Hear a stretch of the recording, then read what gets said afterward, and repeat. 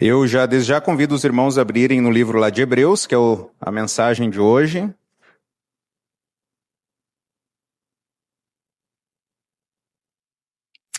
Do que um cristão precisa para agradar a Deus? O que uma igreja precisa para agradar a Deus?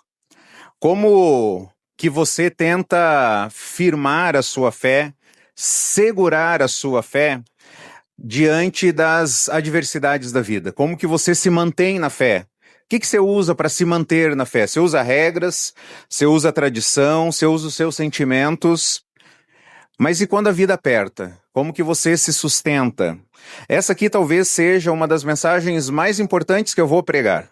Essa aqui é uma mensagem que, se a gente conseguir entender esses versículos e colocar em prática, ele vai ser um divisor de águas na nossa vida. E eu acredito que não vai ser uma mensagem que você vai considerar assim, nossa, uma das melhores mensagens que eu já ouvi na vida. Nossa, como foi incrível. Porque nós, como latinos, a gente valoriza muito aquilo que é verdadeiro com base no sentimento.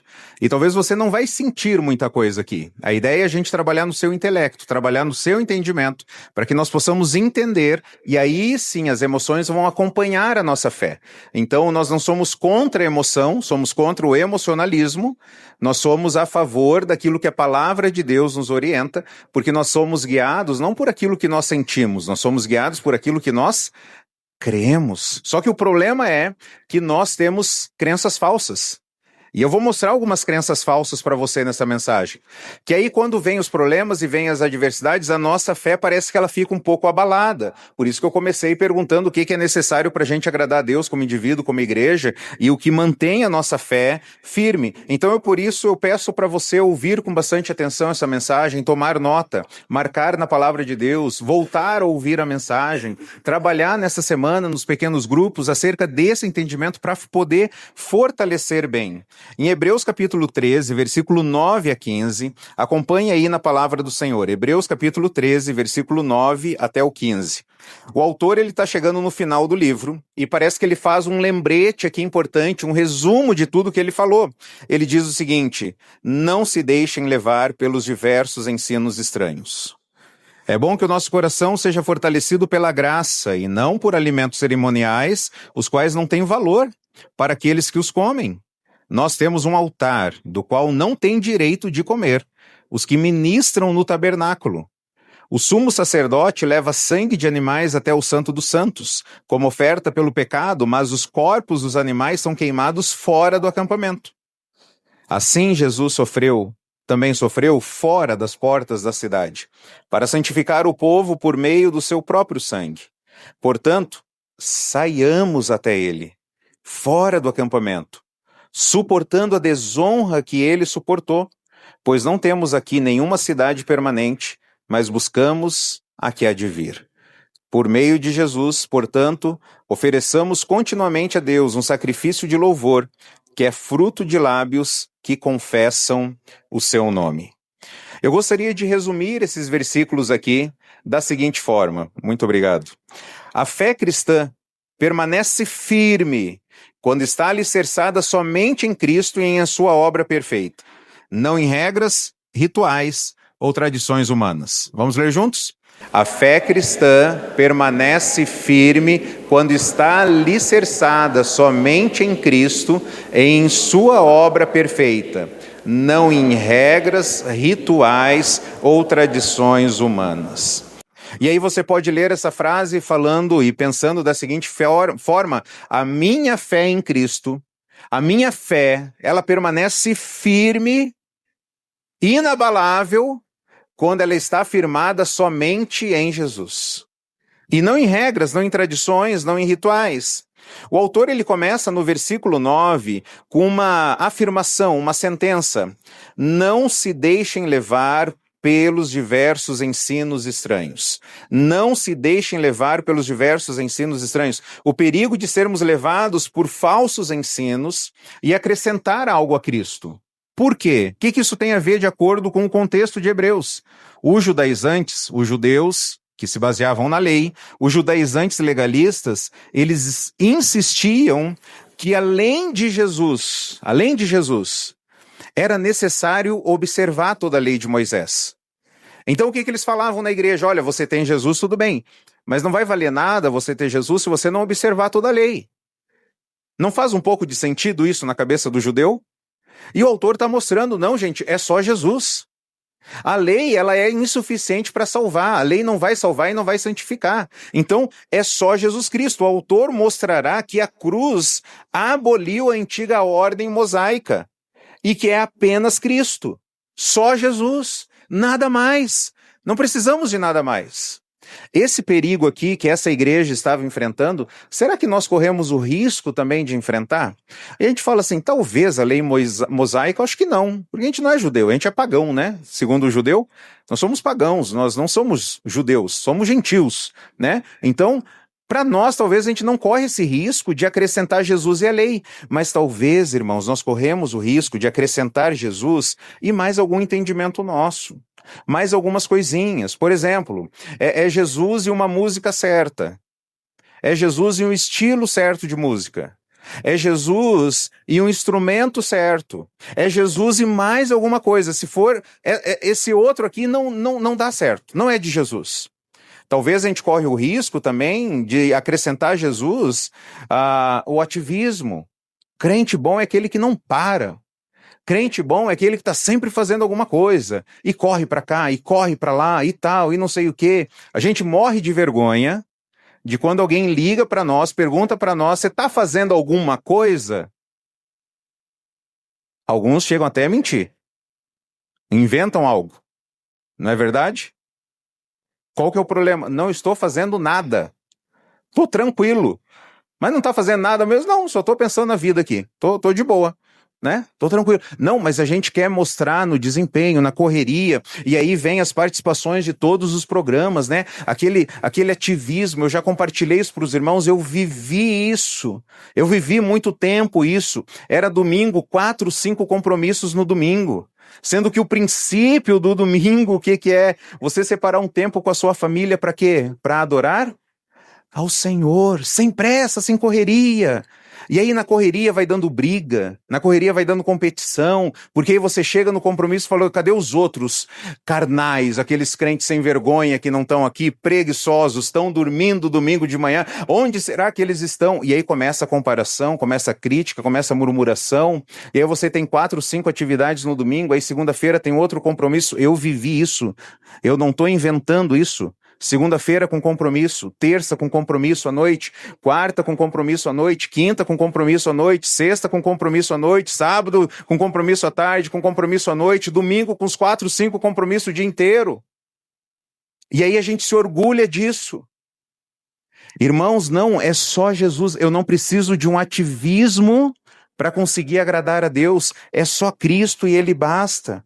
Talvez Jesus e as normas coletivas nas disciplinas espirituais, aquelas normas que são estabelecidas, por exemplo, você tem que jejuar uma vez por mês, você tem que acordar às 3 da manhã para orar e buscar a Deus. Não levante a mão, tá? Não levante a mão. Se você acorda às 3 da manhã para orar, das 3 às 4.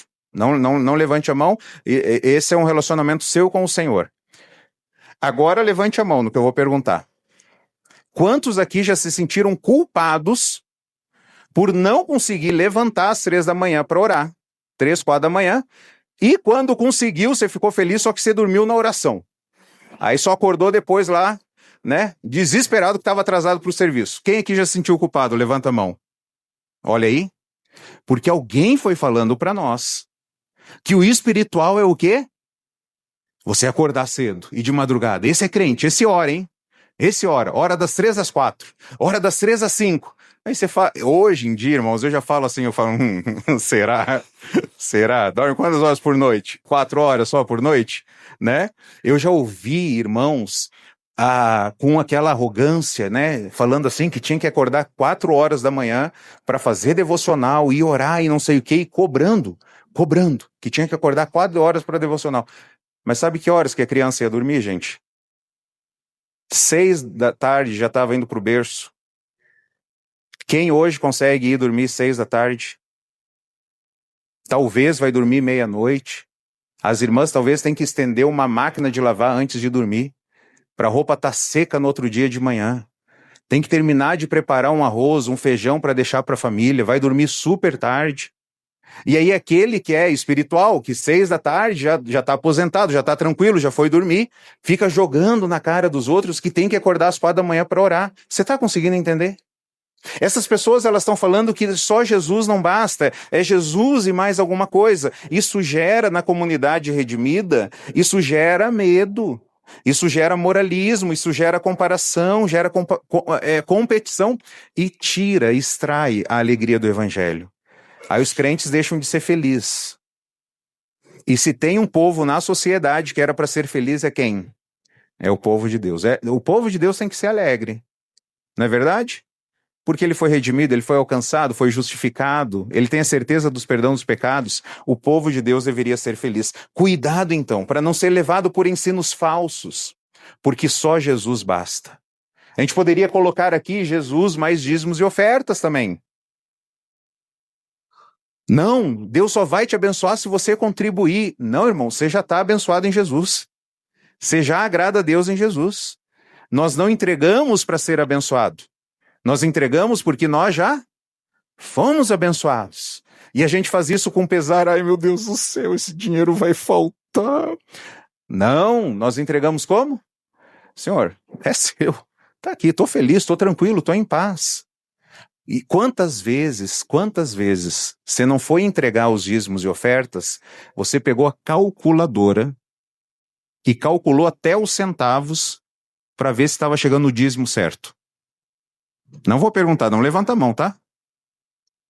Será que é isso que Deus espera? Eu vou entregar R$ 102,72, que é o dízimo. É certinho, tá? E se você entregar só R$ 100, e aí o que acontece? Você está desagradando a Deus? Deus vai te punir, ele vai vir com um chicote atrás de você, vai te amaldiçoar. Os gafanhotos vão vir, vão pegar toda a sua safra, é isso que vai acontecer? Será que Deus precisa disso? Ou Deus fala assim, Deus está olhando para você e você deve entregar com o coração alegre, fala, Senhor, hoje é o que eu tenho. Está aqui, eu estou feliz por isso. Hoje tem 100, hoje eu tenho 10. Amanhã, Senhor, eu quero chegar naqueles que têm 1.000, hein? Entregar 1.000. Quero entregar 10.000. Deus, eu quero chegar naquele. Irmãos, é entregar com o coração. Cuidado, então, para não ser levado por ensinos falsos no contexto desse povo. Eles estavam acrescentando Jesus, mas a prática da lei. E nós corremos o risco também. Eu quero que você avalie na sua vida se você também não está acrescentando alguma coisa a Jesus para sua salvação e para sua santificação.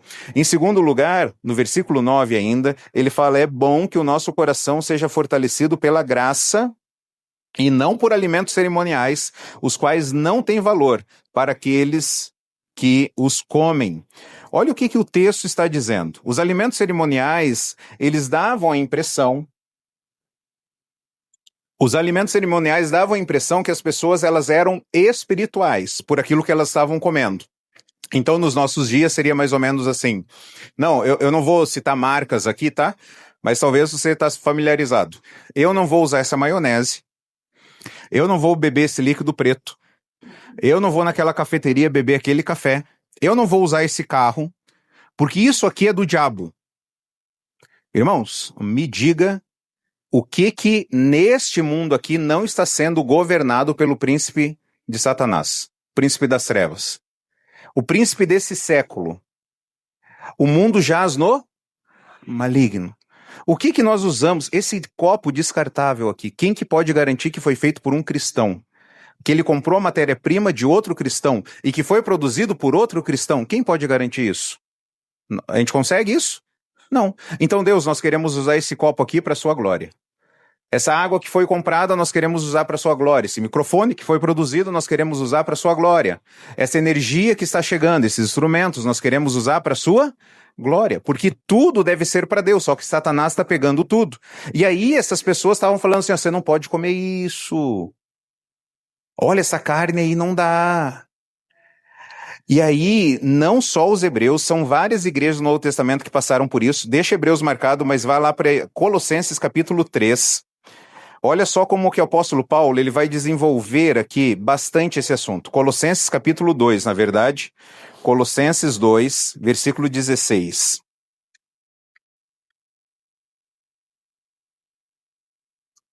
Colossenses capítulo 2, versículo 16 até o 23. Portanto, não permitam, Colossenses 2,16, portanto, não permitam que ninguém os julgue pelo que vocês comem ou bebem, ou com relação a alguma festividade religiosa, ou a celebração das luas novas, ou dos dias de sábado. Essas coisas são apenas sombras do que haveria de vir. A realidade encontra-se em Cristo. Não permitam que ninguém tenha prazer numa falsa humildade e na adoração de anjos, que os impeça de alcançar o prêmio. Tal pessoa conta detalhadamente suas visões. Olha o misticismo, né? Tal pessoa conta detalhadamente suas visões e sua mente carnal a torna orgulhosa. Trata-se de alguém que não está unido à cabeça, e a partir do qual todo o corpo sustentado e unido por seus ligamentos e juntas efetua o crescimento dado por Deus. Já que vocês morreram com Cristo para os princípios elementares desse mundo, porque, como se ainda pertencesse a Ele, vocês se submetem a regras. Não manuseie, não prove, não toque. Todas essas coisas estão destinadas a perecer pelo uso, pois se baseiam em mandamentos e ensinos humanos.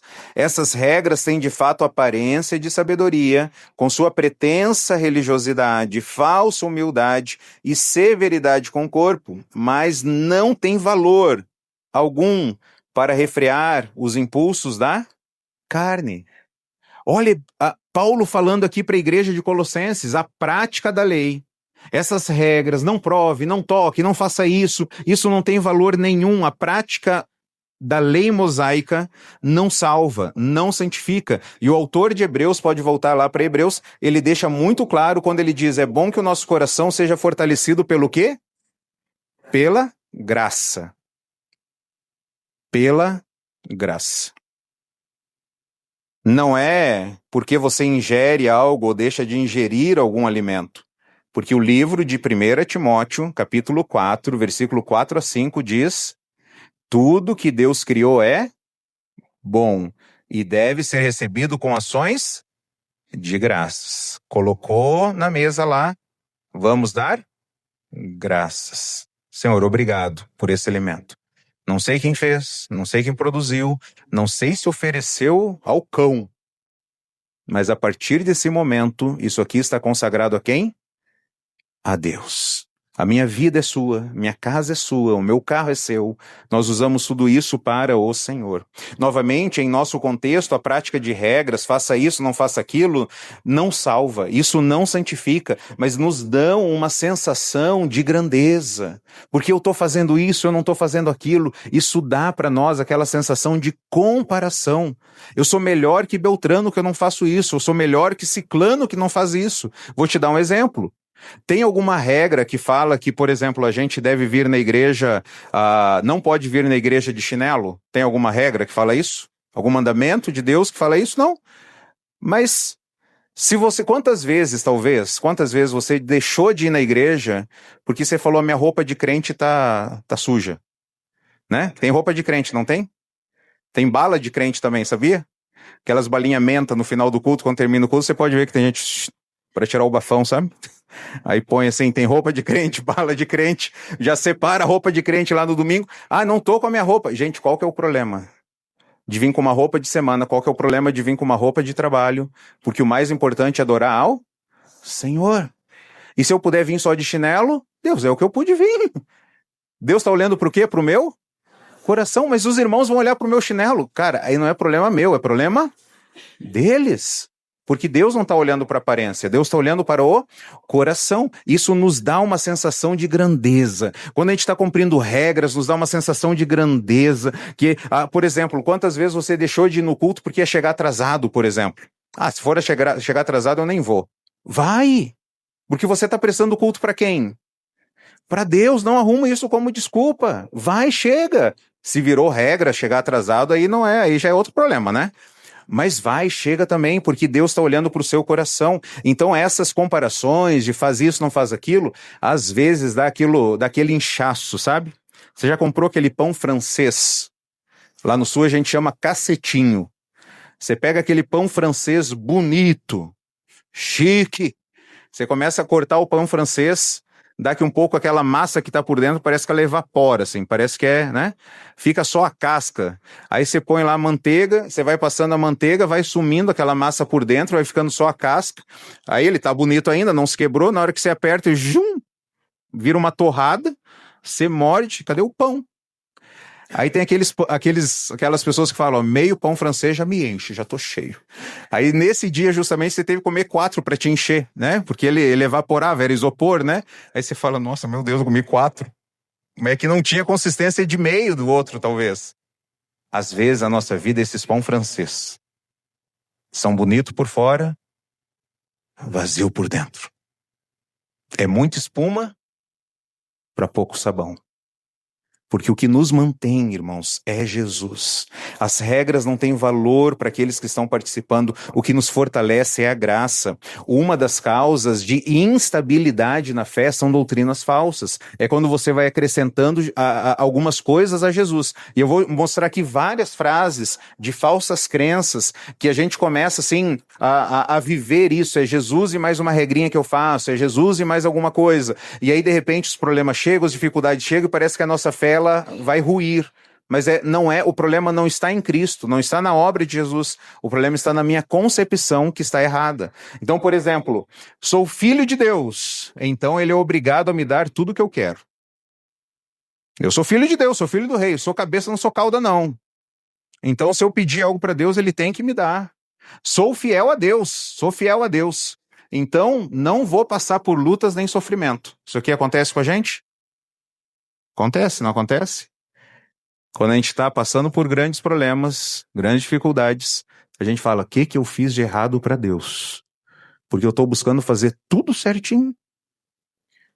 Estou orando, estou obedecendo, fazendo tudo certo, mas as coisas dão errado, então Deus não me ama, Deus não me ouve. Se eu tiver fé suficiente, se eu confiar, nada de ruim vai acontecer. Minha vida espiritual depende de campanhas, correntes ou rituais específicos. Se eu não contribuir financeiramente, Deus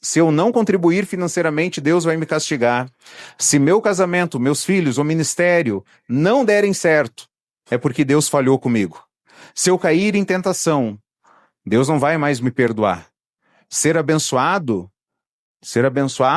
é ter prosperidade financeira, ter dinheiro. Ser abençoado é ter saúde perfeita. Se eu seguir todas as regras religiosas, aí eu vou estar em paz com Deus. Irmãos, isso aqui tudo permeia a nossa mente. Quando nós não estamos 100% em Jesus. A gente acha que a gente precisa fazer algumas coisas. Quando a pessoa não é fortalecida na graça, mas em ensinos falsos, a pessoa se sente injustiçada. A pessoa se sente enganada. A pessoa se sente abandonada. Isso gera frustração, isso gera dúvida sobre a bondade de Deus, isso gera sensação de abandono quando os problemas chegam. Passamos por isso ou não passamos? Aquela sensação, Deus não está sendo justo comigo.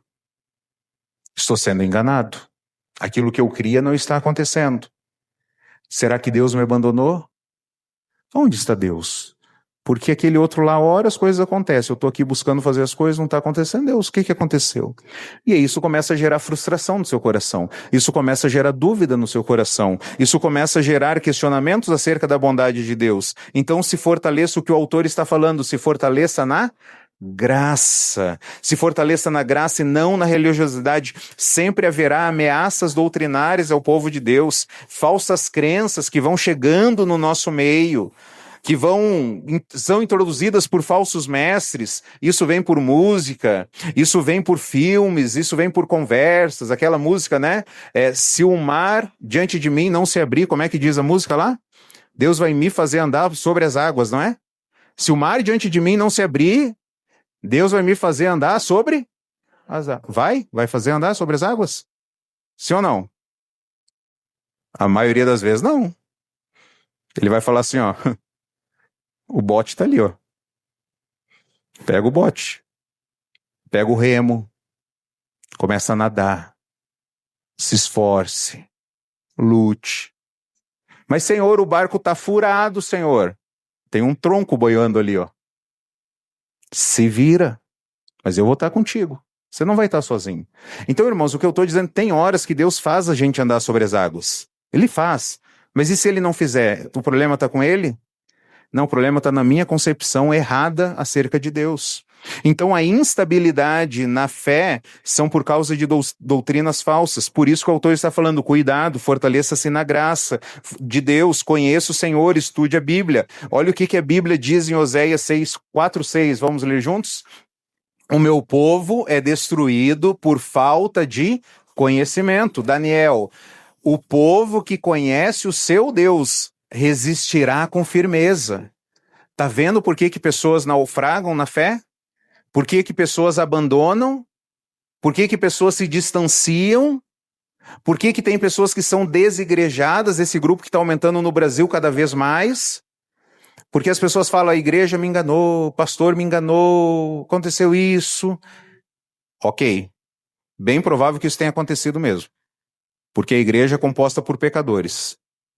Mas se você deixou Jesus, o problema não foi a igreja, o problema não foi o pastor. O problema foi o seu coração, que estava em Jesus mais a igreja. Estava em Jesus mais o pastor. Estava em Jesus mais a sua ideia. Porque se essa igreja, aquela igreja, não está sendo suficiente saudável para você, tem várias igrejas que estão buscando honrar ao Senhor. Ontem eu ouvi de alguém que sai de Americana para congregar em Limeira, todo domingo. De Americana para congregar em Limeira. Porque identificou um local. Aqui eu quero criar minha família. Aqui eu quero viver, aqui eu quero caminhar com Jesus.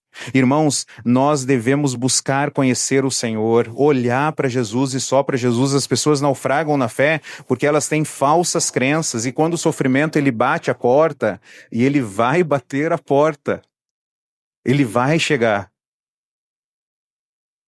Quando o sofrimento bater a porta, como é que você vai reagir? Eu não sei você, mas às vezes eu tenho dificuldade com os problemas que eu chamo de cupins. Não são problemas grandes, são probleminhas. Aí você fala, puxa, mas toda hora é uma coisa? Toda hora é uma coisa? Né? Essa semana minha esposa foi lavar a máquina quebrou. Imagina para mulher, né? Dona de casa, com filho, lavando o kimono lá, ela falou, olha, lavar esses kimono aqui das crianças, eu vou te contar, viu? E aí, como um bom esposo, falei, segunda a gente vai lá e comprar uma máquina. Vamos lá, o senhor proverá, né? Vamos embora. Aí depois, aí hoje ela pegou e orou. Ela falou, Deus, faz a máquina voltar a funcionar, Senhor. Por favor, Jesus. Ela orou para Deus fazer a máquina funcionar. Daqui um pouco ela foi lá na lavanderia. Neias, a máquina funcionou!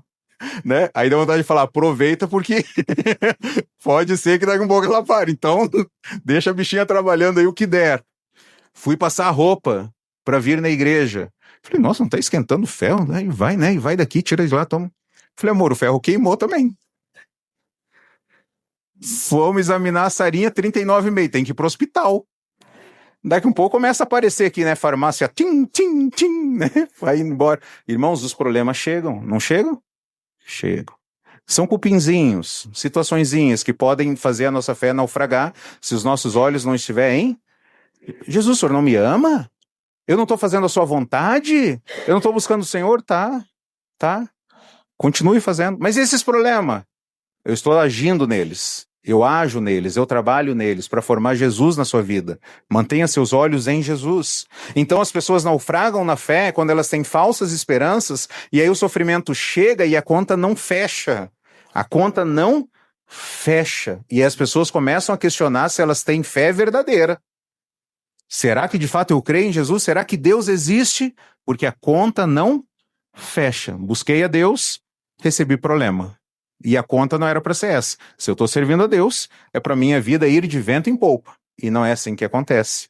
E aí no versículo 10, o autor fala que a suficiência está em Jesus. Ele fala, nós temos um altar, do qual não tem o direito de comer os que ministram no tabernáculo. Olha o que o autor está falando. Nós temos um altar, nós temos algo que Jesus fez, e que quem está lá na lei, quem ainda está no tabernáculo, não tem o direito de participar. Então, nós temos um altar que quem deseja permanecer na antiga aliança não vai experimentar a nova aliança. Aqueles que confiam em rituais antigos e nas regras e não no sacrifício de Jesus vão ser excluídos da salvação. Você está entendendo? Isso é muito sério. Se você... deixa eu te dar um exemplo. Talvez a gente vai comer algumas coisas ali depois, quando terminar. E aí você começa a comer algo e assim, cara, tá saboroso, tá saboroso. Aí a pessoa pergunta para quem fez, né? Não sei se alguém fez e trouxe alguma coisa. O que você colocou aqui? Aí a pessoa vai falar assim, ó, coloquei óleo, coloquei ovos, coloquei farinha. O que mais que põe, gente, para fazer um bolo aí? Açúcar, fala, né? Açúcar, leite, fermento, manteiga. Nossa, que delícia! Chocolate, cenoura, bolo de cenoura, o cara gosta. E coloquei também, eu estava vindo aqui para a igreja e eu achei que faltava um granulado verde em cima. E eu vi um esterco de cavalo, peguei ali, joguei aqui um pouquinho. Mas fica tranquilo, que é só 5% só de tudo que tem aí. É só 5%, o resto, 95% é fera. Você comeria o bolo? Porque 5% contaminou os 95%. As pessoas que olham para Jesus e querem colocar mais alguma coisa, elas estão pegando esterco e estão falando assim, cara, só a água não basta. Vou te dar um outro exemplo. A gente tem aqui a água. E aí essa água é saborosa, né? A água é boa. E aí você fala assim, açúcar é bom, gente? É gostoso? Deixa eu jogar aqui o açúcar aqui também, jogo açúcar. Café é bom? Tem gente cortando unha aqui, gente. Tô ouvindo barulhinho aí faz horas. Joga, aí tem açúcar. Açúcar é bom? Bom? Aí joga. Café é bom? Eu vou jogar um café também. Café é bom. Chantilly é bom? Aí joga chantilly. Cappuccino é bom? Joga cappuccino. Hortelã é bom? Joga hortelã também. Morango é bom? Morango é bom, vou jogar morango também. Ingrediente maravilhoso. Leite condensado é bom? Vou jogar leite condensado. Jogamos tudo isso aqui. Você tá com sede. Você beberia? Tá contaminado, não tá? Deixou de ser puro. Deixou de ser... Tá pegando a ideia? As pessoas que querem acrescentar algo a Jesus perdem a pureza de Jesus. Não tem como, o autor fala, não tem como comer, participar do altar, se você ainda quer estar no tabernáculo. O cristão, o altar do cristão da nova aliança é Jesus Cristo, é por meio dele que nós oferecemos sacrifícios espirituais. E aí agora, para a gente caminhar para o final, o que a gente deve fazer à luz de tudo que a gente viu? Olha o que o autor ele fala o que a gente deve fazer, olha o versículo 13. O autor diz o seguinte, o versículo 11 e 12, ele fala, o sumo sacerdote leva sangue de animais até o santo dos santos como oferta pelo pecado, mas os corpos dos animais são queimados fora do acampamento. Assim também Cristo sofreu fora das portas da cidade, para santificar o povo por meio do seu próprio sangue. Então ele falou, olha, o sacrifício que era feito no Antigo Testamento, tinha o sangue lá e os corpos eram levados para fora. E Jesus foi oferecer um sacrifício fora da cidade. O que a gente deve fazer então? Versículo 13, ele diz o seguinte, portanto, saiamos até ele, fora do acampamento. Saiamos até ele, fora do acampamento. É interessante que o autor, ele diz que Cristo está fora das portas, está fora do templo de Moisés, está fora da cidade terrena de Jerusalém, e que nós devemos fazer o quê? Ir até ele. Mas por que ficar em Jerusalém? Imagina na mentalidade judeu, por que ficar em Jerusalém se eu tenho uma cidade definitiva?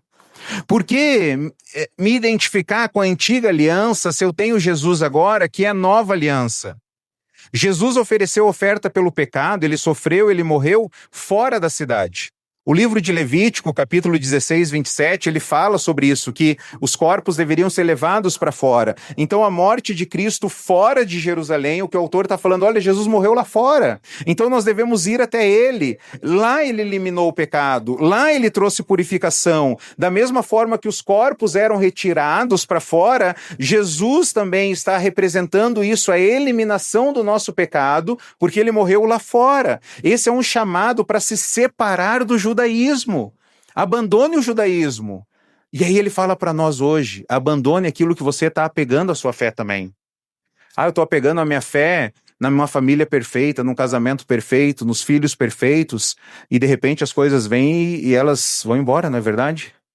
Nossa, imagina Jó, né? Homem justo, íntegro, se desviava do mal e as coisas ruins aconteceram. Não, mas eu tenho os filhos, os filhos vão embora. Mas eu tenho o gado vai embora, as ovelhas vão embora, o trabalho vai embora, a saúde vai embora, a esposa vem e fala, amaldiçoa teu Deus e morre. E aquele homem está lá firme buscando o Senhor. Depois ele começa a falar bobagem. Depois lá para frente, né? As pessoas falam, eu preciso ter a paciência de Jó. Paciência de Jó. Não tenha paciência, porque ele não foi tão paciente, tá? Ore para você ter a perseverança dele. Ele perseverou. Mas ele falou umas bobagens, lê o livro. Porque na cabeça dele ele fala, Deus, o que eu fiz, Deus? Eu amaldiçoo o dia do meu nascimento. Deus, se era para me passar o que eu passei, ter os problemas que eu passei, ter essas feridas que eu passei aqui, era para o Senhor ter me matado no ventre. Era para ter acontecido um aborto, era para ter morrido lá, não era nem para ter vindo nesse mundo aqui. Paciente ele não foi, mas ele perseverou. Ele perseverou. Então o chamado é se separar do judaísmo, e o chamado para nós hoje é o que você está acrescentando também a Jesus, e a gente poder falar assim, só Jesus me basta, só Jesus é minha alegria, só Jesus é minha satisfação, só Jesus é minha esperança, só Jesus é minha segurança, só Jesus é minha paz, só Jesus é o meu alvo, só Jesus é o meu propósito, é só Jesus que eu preciso. Saia até Jesus, vá até Jesus, deixe as falsas religiões, deixe as falsas crenças. Quais são os seus achismos? Quais são as suas tradições? Corra até Jesus, pois só Ele pode te salvar. Em segundo lugar, o autor nos chama a suportar a vergonha de Cristo. Ele diz no versículo 13, suportando a desonra que Ele suportou. Agora não é só ir até Jesus, agora também é suportar a vergonha. Para o judeu, lembra disso, para o judeu se associar com Jesus era se associar com alguém que foi rejeitado, que foi crucificado, que foi amaldiçoado, porque ele morreu no madeiro. Os leitores estavam procurando uma forma aqui, gente, mas a gente tem que diminuir a perseguição, a gente tem que diminuir a dificuldade. Vamos praticar Jesus e vamos evitar a carne de porco. Vamos ter Jesus e vamos evitar, vamos fazer a circuncisão também, vamos ter Jesus e mais algumas coisas para que a gente não venha a sofrer. E o autor está falando, não tem meio termo. Se você acrescentar algo a Jesus, vai deixar de ser puro. Se você acrescentar ao Jesus, vai estragar todo o resto. É só Jesus. Eu gosto muito daquela ideia de manter um pé em cada canoa, né? Não vai dar certo. Você tem que se decidir. Eu quero Jesus, mas eu quero um pouco do mundo. Eu quero Jesus, eu quero um pouco de pornografia. Eu quero Jesus, eu quero um pouco de moralidade. Eu quero Jesus, eu quero um pouco de sexo fora do casamento ou antes do casamento. Eu quero Jesus, eu quero entorpecentes. Eu quero Jesus e mais alguma coisa. Não, Jesus, eu quero só o Senhor. Só o Senhor. Me ajude a ter só o Senhor. Assim como ele morreu em desonra fora da cidade, os leitores deveriam estar dispostos a passar vergonha. Os autores deveriam estar dispostos a passar vergonha e irem até Jesus. Estamos dispostos a passar vergonha? Sabe uma das coisas que eu me envergonho muito? Tenho vergonha mesmo. Quando eu estava na escola, e alguém descobria que eu era filho de pastor. Irmãos, eu ficava morrendo de vergonha. Que ia na igreja, em vez de aproveitar as oportunidades. Eu lembro uma vez que a gente estava conversando lá e foi entrando, sempre entra assunto da metafísica, sempre entra assuntos espirituais, sempre entra assuntos do sentido da vida. Por isso que o povo de Deus tem que estar preparado a responder a qualquer pessoa que pedir a razão da esperança. E esse versículo que me levou para o seminário, 1 Pedro 3,15, porque eu falei, eu preciso estar preparado para responder a qualquer um que pedir a razão da minha esperança. E eu lembro uma determinada ocasião que entrou esses assuntos, sentido da vida, propósito da vida, porquê dos problemas, e o assunto foi indo, eu olhando aquele debate, olhando aquela conversa, eu falei, gente, olha quanta coisa aqui, Jesus responde tudo isso aqui, mas eu tava o quê? Quieto. Só olhando, as pessoas falando dos achismos delas. Aí, de repente, uma moça, ela virou assim: Onés, o que você acha disso tudo? Você é filho de pastor, não é? Você vai na igreja. O que você tem a nos dizer? Irmãos, eu lembro que eu não respondi. Perdi a oportunidade por ter vergonha de Jesus. E Jesus fala: quem se envergonhar de mim diante dos homens, eu vou me envergonhar também diante do meu Pai. Imagina o nosso filho ter vergonha de nós, imagina? Imagina o nosso esposo ter vergonha, o seu esposo, né? Seu esposo. Ter vergonha de você, esposa. Imagina a minha esposa ter vergonha de mim. Você chegar num lugar e você esconder a sua família, não querer se identificar com a sua família. Todo cristão verdadeiro deve sair em direção a Jesus, aceitando a vergonha, aceitando a rejeição até dos seus familiares. Irmãos, eu tive que tratar isso no meu coração, não só a vergonha, eu tive que tratar no meu coração a questão da aceitação, outro problema, outro pecado, que eu queria ser aceito pelas pessoas, tinha vergonha de ser, tinha medo de ser rejeitado pelas pessoas, até eu entender que a minha identidade está em Cristo. E que por mais que todos me rejeitem, até esposa e filhos, não quero que isso aconteça, mas até se a esposa e filhos vierem rejeitar, a minha paz, a minha esperança, minha segurança está em Jesus, porque Ele não me abandonará, porque Ele prometeu: eu vou estar com você até o fim. Irmãos, é em Jesus, não importa o que aconteça, permaneça em Jesus. E aí, por fim, ofereça sacrifícios de louvor a Deus. O versículo 15 que nós lemos: por meio de Jesus, portanto, ofereçamos continuamente a Deus um sacrifício de louvor, que é fruto de lábios que confessam o seu nome. Interessante que ele fala que não são sacrifícios de animais, né? Mas são sacrifícios de louvor, uma oferta a Deus. Essa oferta a Deus, ela deve ser cristocêntrica, ele fala por meio de Jesus, não por rituais, não por méritos humanos, não por regras. Esse louvor deve ser contínuo, continuamente oferecendo sacrifícios a Deus.